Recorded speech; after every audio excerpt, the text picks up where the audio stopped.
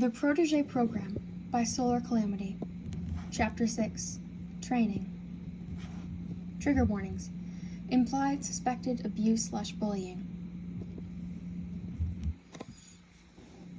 Toshinori Yagi's heart leapt into his throat for at least the third time that day when Midori Izuku dodged yet another falling piece of trash.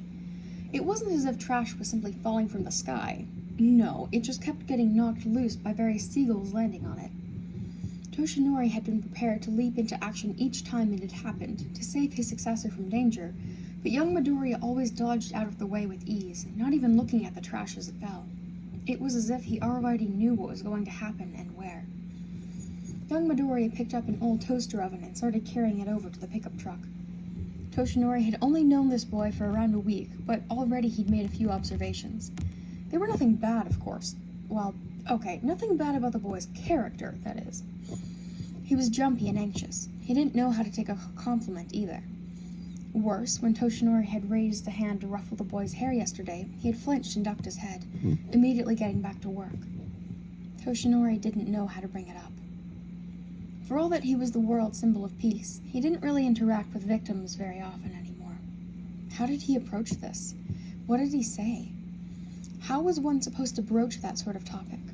Hey, I know we just met and you're clearly intimidated by me, but please spill all of your secrets because I think something is wrong? No, absolutely not. Hopefully it was a once-off thing, a bad day.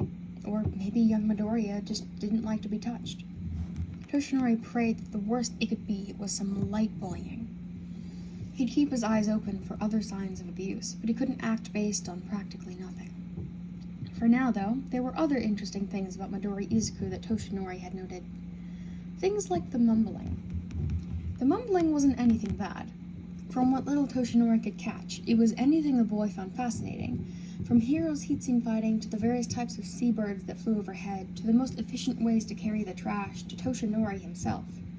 It was both flattering and highly amusing how often Toshinori caught his hero name falling from young Midori's lips in his mutterstorms. One of the other things Toshinori had noticed about the boy was his habit to squirrel things away. He'd find something in the garbage and look over it with keen eyes, only to set it back down somewhere else, usually somewhere out of sight. At first, he just assumed the boy was simply dawdling over choosing the next piece of trash to haul, giving himself time to recover without looking like he was slacking off. But no, that wasn't likely to be the case. Young Midoriya often chose the same or similar things to squirrel away like that. Pipes of various metals, but especially copper. Anything with circuit boards in them, bits and pieces of old machinery, or basically anything that seemed to be a piece of one singular metal in decent condition. If Toshinori hadn't picked up on what specifically seemed to catch young Midoriya's interest, he also certainly wouldn't have noticed the fact that the things the kid put back down were always either taken apart or flat out gone the next day.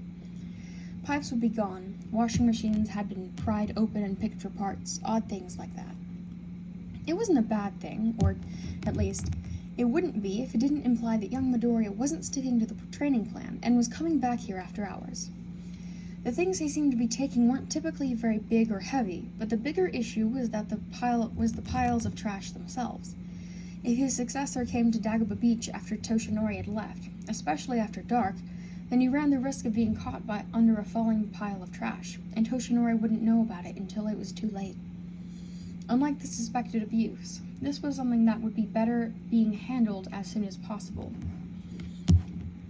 Toshinori looked up from the ground. When had he looked down? How long had he been lost in his own thoughts, to find that young Midori had cleared the nearby ground of anything he could lift? Toshinori stepped forward, opening his mouth to suggest a break, when his brain finally registered what exactly his successor was doing. There was a sturdy metal pole lodged in one of the tall piles of trash, and the boy was applying pressure to it, likely trying to pull it out. Something in the pile cracked, and it came crashing down. Before Toshinori could consciously think about it, he had already activated One for All, leapt for his successor, and pulled the boy away from the falling pile of trash. "Are you all right?" he asked, though it might have come out more like a demand. Young Midoriya's eyes were wide as he stared up at Toshinori. I'm fine," he reassured. Toshinori sighed and deflated back to his true form, trying to shove down the adrenaline that came with seeing his successor have a close call like that. "You have to be more careful, my boy. You must pay more attention to how what you're doing will affect your surroundings, he chided gently, keeping his hands on the boy's shoulders more to calm himself down than to calm down his successor, who, now that Toshinori thought about it, seemed more uneasy about Toshinori scolding him than he had at the possibility of getting crushed under a mountain of trash. Right. Better let go then. Toshinori did just that, releasing the boy as he took a calming breath. I would have been fine, young Midori mumbled, not meeting Toshinori's eyes.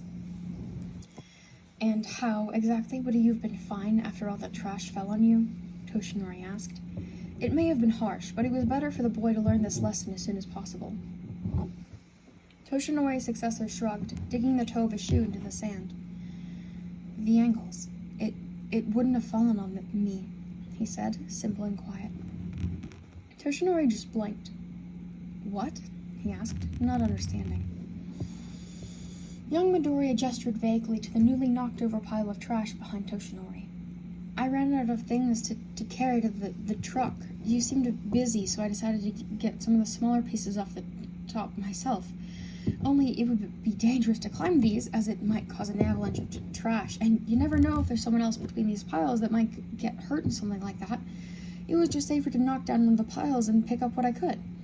I jammed the pole into the base of it, figured out what angle I needed to apply pressure at to ensure it wouldn't knock down any of the other piles of trash, matched that to the balance of each piece and the wind speed, and took a chance, he explained, gesturing once more to the newly fallen pile of trash. This time, Toshinori slowly turned around to look at it. Sure enough, the pile had fallen between the other stacks without knocking them down. What was more, was that the place young Midori had been standing was completely free of trash and debris. The kid was right. He would have been fine. Impressive, Toshinori thought, and turned back to his successor. But still. Next time, he sighed.